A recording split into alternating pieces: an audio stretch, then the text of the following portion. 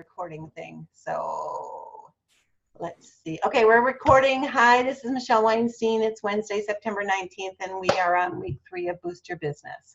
And John was just sharing with us that he's trying to get out of his circle a little bit more. He's thinking about pampering some businesses, which is a great idea. But also this time of year, guys, this is prime craft fair season. This is prime old home day season. Start Googling your local chamber of commerce or your local churches or your local schools, because this is where their craft fairs start coming. You'll see tons and tons and tons of them. Sue, you were just asking, what does pampering a business mean?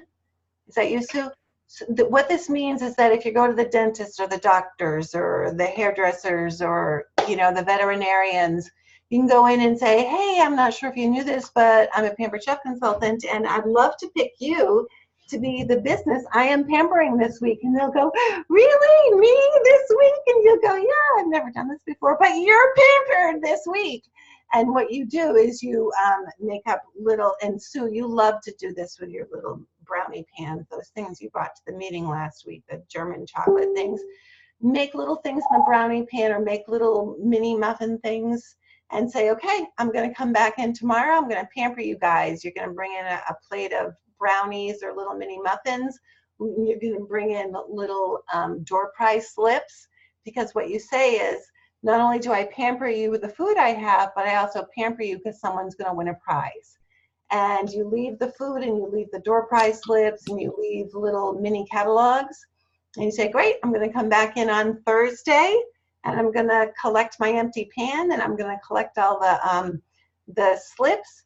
You put your name in the drawing to win blah, blah, blah. Could be the brownie pan. You brought the brownies in. Who knows? But guess what? They filled out this little survey slip with all the information that they want you to know. Yes, I'm interested in the business opportunity. Yes, I'm interested in fundraisers. Yes, so that's one way to do it. They're going to be so glad you brought them chocolate that they are going to be filling out those slips, and all of a sudden you have another 10 to 12 contacts. Does that make sense? Yeah, that was the one thing that Lisa had said to me. She goes, pamper them, but have a goal in mind. Have a goal in mind, but also it's nice to pamper a business, but unless you're getting their information or unless you're having them ask you what they want to know, all you're doing is pampering a business, which is nice, but you want something to fall back on so that you can follow up on it. Okay, so last week was all about bookings, and sounds like someone went out of their comfort zone. Was that you, Ann? Yep, that was me. And you did the pampering of the business? I did the pampering of a business, and I still need to follow up with 2 people, but I did get, it was a very small office because I start really small when I'm nervous. Yeah. But I did get everyone's email, and there is some interest there, so I need to push them towards a show. Okay. You need to offer them the opportunity to earn some products for free. Right, that. Right. Anybody else kind of go out of their comfort zone last week as far as, additional bookings? I'm working a virtual show right now on FB, and I'm just, like I said, I'm just starting out, and I have some people helping me out, but I put a thing on my Facebook page saying a picture of me, and then I put, hey, I'm starting a new business out and stuff like that. And the people that liked it and all that, I sent them invitations. Good. and stuff, and said to them, hey, seeing you liked it, I'm inviting you to my virtual party, and I haven't. It's my first day on it, but I don't know. Good. I've seen one person said they couldn't go, but the other people yeah. And then I asked, I had to kind of tell another person that I saw during the day as I was coming home from work, that they saw them at the store and all that. And she goes, hey, when are we starting that business? And I go, oh, it's starting right now. It's starting live right now. Right And this I had to show her on my phone Yeah. on how to get on there to click you just click this link right here, and you can do it because I need a couple of things and stuff. And I'm There you like, go. okay. Tell her to come on and invite her friends. That's a great way to get out of her comfort, out of your social circle, but also, it's a good way to get out of your comfort zone. There was no social media when I started, so you guys have a great advantage of this because it's like tentacles that, you start like this, right? Like all of us do. And they But with just social media, it just jazz hands, right, John? Jazz hands. Okay. I seen something else that worked too. I was at my job and I was just in the break room, and I'm trying, like I said, I'm new, so I'm trying to study the products and looking at the catalog and stuff. Not bothering anybody, just doing it by myself, just trying to study the products. And one of the girls I work with, coworkers I work with, goes, "Hey, what's that? A Pampered Chef catalog?" And I'm like, "Yeah, just browsing at it, thinking of buying a few things out of it." And she goes, "Oh, can I see that?" She goes, "Yeah." She goes, I think I want a couple of things from there." And I go, "Oh, if you do, just let me know." Next break came around, she had a list for me. Oh, really? That's awesome. Yeah. And did you look down the list and say, I can get all of those for you for free if you want to have some friends over? That will become second nature to you, Daniel. That will become second nature to you. When we're new, we're so excited that people are showing an interest and just want to order the products, but after a while, who's your director, Daniel? Is Karen? Karen Batty. Okay. You will picture Karen on your shoulder saying, Daniel, say this. Daniel, say this. And it will become. Oh, I got her in my instant message all the time. It'll be second nature to you. All right. So you guys, last week was bookings, and this week we're going to be talking about moving forward, and we're going to be talking about host coaching. Okay. So once you have some hosts, you need to learn how to help them have a successful show, not just for you, but obviously for them. Okay. So I'm going to mute you guys all, and then I'm going to open this back up. Hold on. I'm going to mute you guys all because otherwise I'll keep asking you guys for feedback, and then I'll be on here forever. Okay.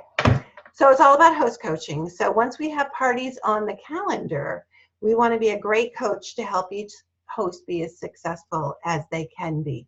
No one wants to have a party and do just $200. Okay. Yeah, they may want that host special for the month, but guess what? They also want some free stuff. And they also want some half price things. And it's our job as seasoned consultants, no matter how long you've been in the business, you still know more than they do about how to have a successful show. So you are the expert here. So we also need to coach our virtual hosts, and they need just as much coaching as the hosts who are having you in their home with their friends, because it's all about attendance, isn't it, you guys? It's all about the invitations.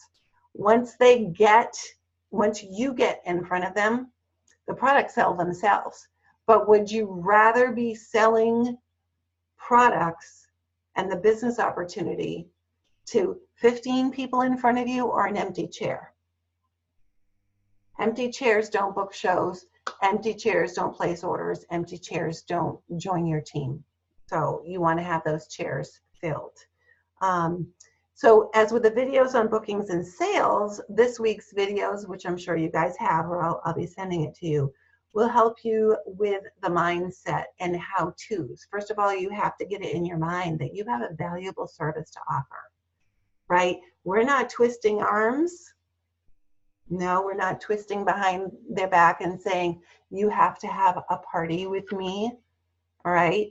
What you do and what we have to keep in mind is that we have to believe that we have a valuable service to offer. And the service that we offer is the ability to go on a free shopping spree through the catalog. okay? And it's how we present it, and it's how we believe it ourselves. I very rarely say, would you like to book a show? I very rarely say, would you like to have a party? I very rarely say, would you like to host?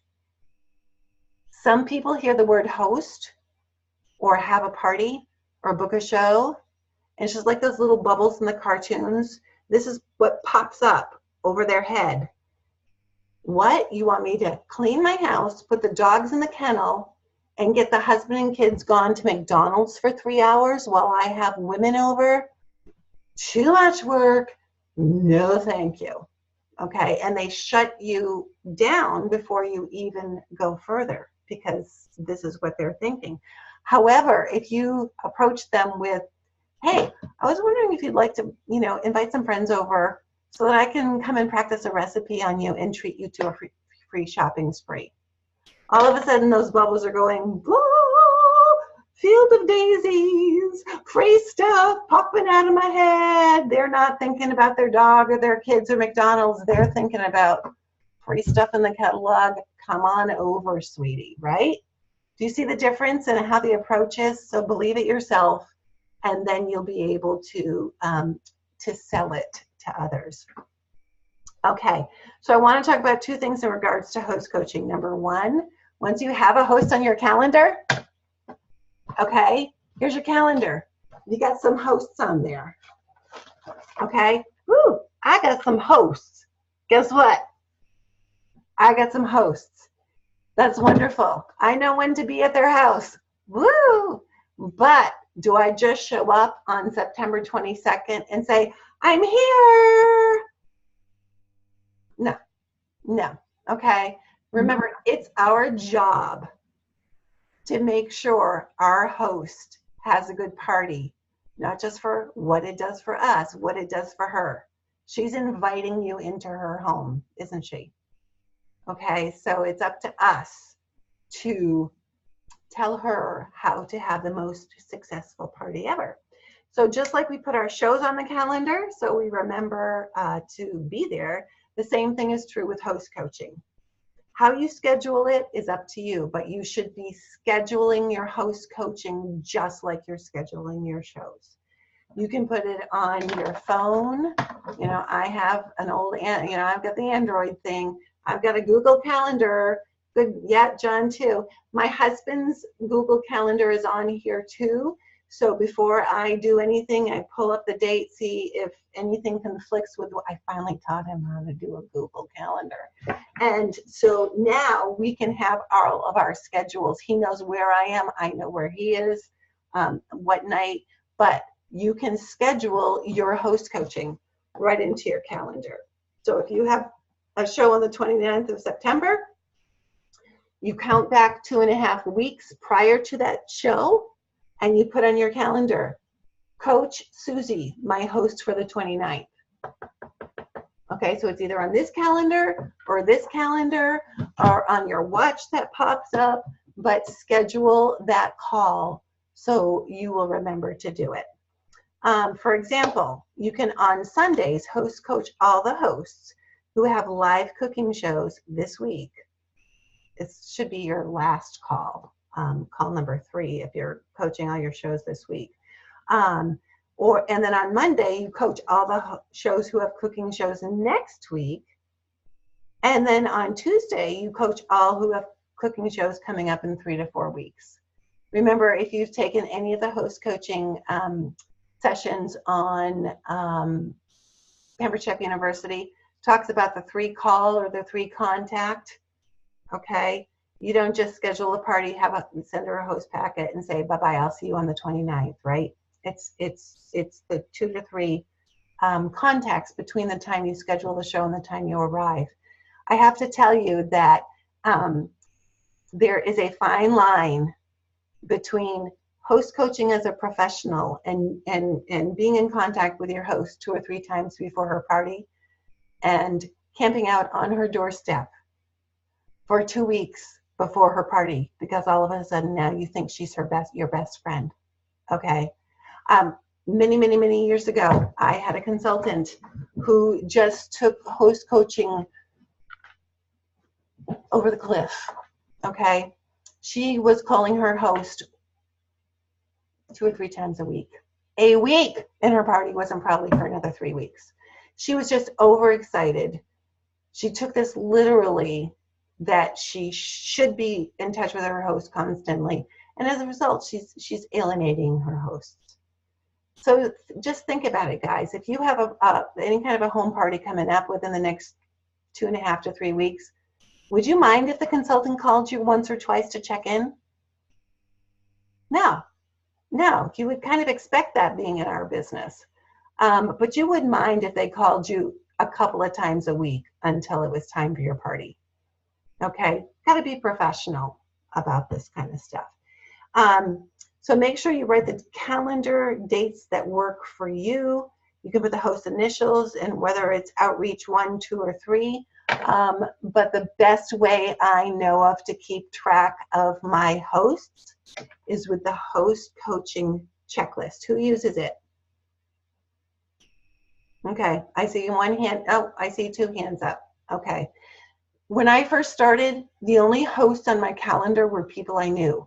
My sister-in-law, my mother, my best friend. I had their names and dates in my calendar, but I didn't feel like I had to fill out those host coaching sheets because I knew where they lived. I knew how many people they had coming. I already knew what we were cooking because I cooked the same thing all the time. So what did I need one of those stupid host coaching sheets, okay? Once your show schedule starts to pick up, you are not going to be able to keep track of your hostesses unless you fill out one of these host coaching checklists, and you can get them on Pampered Chef University. Raise your hand. Everybody, raise your hand. Kathleen and Meredith, I'm going to assume you're raising your hands. What you say to me by raising your hand, you don't have to say it, I know, is after this call, John, I see your lips moving. After this call, I am going to go onto Pampered Chef University and I am going to print out 25 host coaching checklists. Right? Okay. Then what you're going to do is you're going to put hole punches in them. And you are going to have a host coaching binder. And you are going to put all those blank host coaching checklists in there. And the minute you schedule a party, you pull one out and you fill it out. And you put it into your host coaching binder by the date. Mine are old fashioned. I'm old school. This is what I started with. But I never book a show, even after almost 20 years, without filling out one of these. It's the only way I know how to keep track. Okay? So this is like your Bible. Okay? Put them in order of when your shows are scheduled. So when you talk to a host, you're noting it down. Sent host packet September 15th.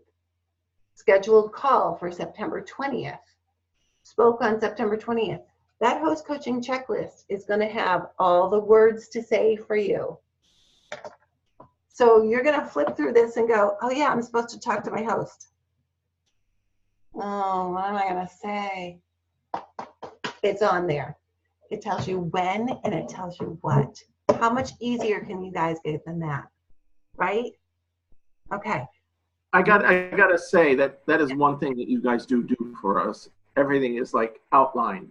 Yep. And you just be organized about it. Words to say, John, words to say, because if it becomes automatic after a while, but if I didn't have the words to say, I'd be looking at here going, yeah, I know, and that training, they said I was supposed to call them 2 weeks ahead of time, but it's on there, which is awesome. So you've scheduled it. You've made a host coaching checklist for every single one of your upcoming hosts, including virtual party hosts, okay? With virtual party hosts, they do need a packet and they need to have a live conversation as well. Just because they're virtual does not mean we have to forget about them. Coach them before you add them to the event on Facebook so they don't go mess it up before it even starts, okay? You're the professional, you're setting it up, you're telling them how it's gonna work, because guess what? You guys are in one of the best organizations in Pampered Chef. And we've outlined all of this stuff for you. Okay, so it's not a, what am I supposed to do? It's a, oh, I know where that is. I'm going to go look it up. Right? Right, you guys? Okay. Set reminders to personal message your virtual hosts a tip each day when your virtual party is on. She may not know what to say, right?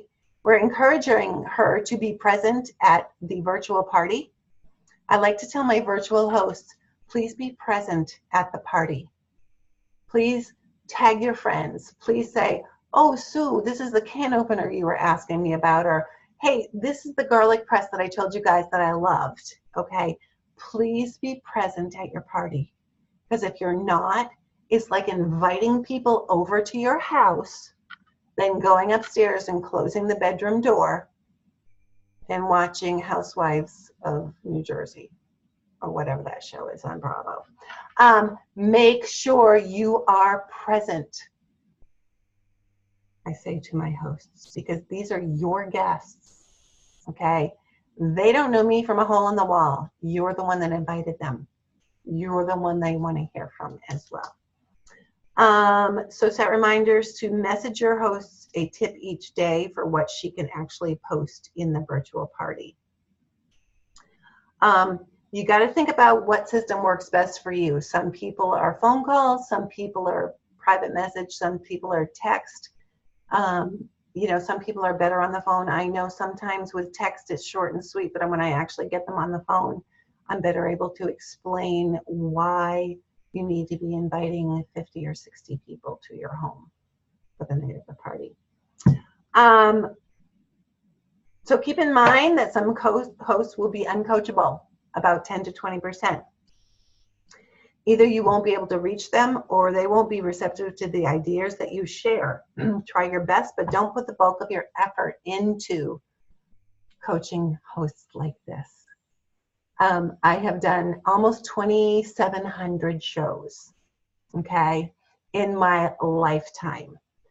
I've had hosts who sit there and you try to have a conversation with them and they go, oh, and how many people have you invited? 40? Everything you say, they are just not listening to a thing you say, right? It's supposed to be a conversation, not a monologue. So make sure you have that conversation. If you're telling your hosts to invite a lot of people, give her the reason why and give her the words to say. Okay, it's just like when you're telling your kids to do something. Because I said so doesn't work with a host. Okay, you want to have about 60 people invited because only a third of those people will be able to come, and then you're going to have a lot of cancellations on the day of the party. So what you can be saying is, hope you can come and bring a friend or two. What did I do there? I told her that inviting 60 people was a good idea. I told her why, and I gave her the words to say. It's all on your host coaching checklist that you should be following. Raise your hand. You're going to do it? Okay, good. I saw y'all. Okay. So remember that some people are going to do what they want and think they know what they're doing, but you're still the expert. You know what we never hear as experienced consultants? You never hear a host who has to cancel her show and she calls and says, hey, you know, I have 12 people coming and $300 in outside orders, but I'm going to cancel my party. How many of you have ever had cancellations as a consultant with hosts? Okay. You know why they cancel? Because they didn't listen to you invite enough people, and they don't have a lot of people coming, and they don't want to waste their time and clean their house and kick their husband out and put the dogs in the kennel because they didn't listen to you and they don't have a lot of people coming. Okay, so they never call you up and say, I have 12 people coming and $700 in outside orders, but I'm going to cancel. They call you up and say, I'm going to cancel because I have nobody coming. And why do they have nobody coming? Did they listen to you? No, no. So you want to inspire them to have a lot of people invited. Coaching your host to the next level after the party is important too. You know, say she has a show that's at $700. Do you leave it at like that the night of the show or when the party's over? No, you say, wow, you're at $700. That's awesome. Yeah. And I know we're going to keep your show open for a couple of more days. So if you want to follow up with people that didn't get back to you and send them the link, this is what you get for $700. But oh my goodness, look at what you get with a $1,000 show. So all of a sudden her eyes are going to get so much bigger because that 700 wasn't so hard to do. Coach her to 1,000. Let her know it's not so much that it's $300 more in sales. It's like another 5 to 6 orders. Break it down into number of orders instead of amount of sales. It sounds much more doable. You want to work with the willing. So when you're calling a host, what you want to say to them, hey, I've got some great ideas to make your show really successful. Do you want to hear them? No host ever says, no, I don't think I want to know how to have a successful show. No. They'll say, yeah. Now, whether they do what you suggest or not, the proof will be the night of the show. When you have a motivated host, just don't sit back and think, phew, good, she's all set. Spend a few extra minutes giving that person some more ideas, okay? Bless and release the ones who won't implement anything you suggest. This is why we overbook, because we know if we have 10 shows on our calendar, we're probably only going to hold about 7 or 6.5. I know you can't hold a half a show, but the math works. Okay. Does that make sense to you guys? What did you learn? You learned the how to coach, what to say, why you're saying it, okay, and giving her the words to say. So I'm going to give you this week's assignments, and then you know, I'm going to probably stop the recording and find out what you guys have for questions. So this week's assignment is set a goal for how many new shows you want to book this week. Message that number to your director and carve out the pockets of time you will need for that outreach. Then make sure you carve out some time to listen to this week's videos and commit to becoming a great coach. And if you are new and want to schedule a 3-way call with one of your upcoming hosts and your director, let your director know. There's nothing, like John said, you know, it's kind of hard to coach people that you know. But if you have someone else doing it for you, we don't know your friends. I don't know your friends. I have no qualms about helping coach your hosts.